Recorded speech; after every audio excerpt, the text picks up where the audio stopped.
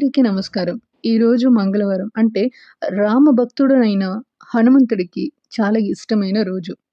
శ్రీ ఆంజనేయ స్వామి అనుగ్రహం మనకి కలగాలంటే మంగళవారం నేను చెప్పే ఈ మంత్రాన్ని 11 సార్లు జపించండి. అలా జపిస్తే భయం, అడ్డంకులు తొలగి ధైర్యం పెరుగుతుంది. మంగళవారం శ్రీ ఆంజనేయ స్వామికి అత్యంత ప్రీతికరమైన రోజు. భక్తితో ఆయనను స్మరిస్తే భయం, ఆందోళన, నెగెటివ్ ఆలోచనలు దూరం అవుతాయని విశ్వాసం. సరే, ఆ మంత్రం ఏంటో తెలుసా?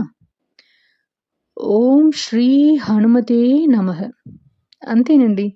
ఈ చిన్న మంత్రాన్ని భక్తితో పాటు నెమ్మదిగా ప్రశాంతమైన ఒక చోటలో కూర్చొని చాంట్ చేస్తే మనసులో భయం తొలగి ధైర్యం పెరుగుతుంది అని నమ్మకం.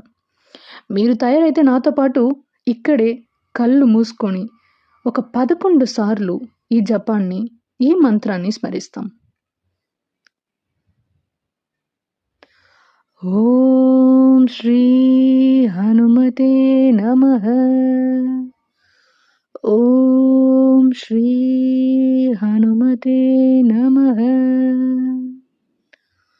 ఓం శ్రీ హనుమతే నమః. ఓం శ్రీ హనుమతే నమః.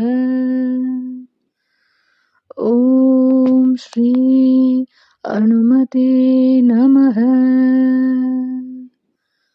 ఓం శ్రీ హనుమతే నమః. ఓం శ్రీ హనుమతే నమః. ఓం శ్రీ హనుమతే నమః. ఓం శ్రీ హనుమతే నమః. ఓం శ్రీ హనుమతే నమః. ఓం శ్రీ హనుమతే నమః. శ్రీ ఆంజనేయ స్వామి అనుగ్రహంతో మీ జీవితంలో ధైర్యం, ఆరోగ్యం, విజయం, మనశ్శాంతి కలగాలని కోరుకుంటున్నాను. జై శ్రీరామ్, జై హనుమాన్.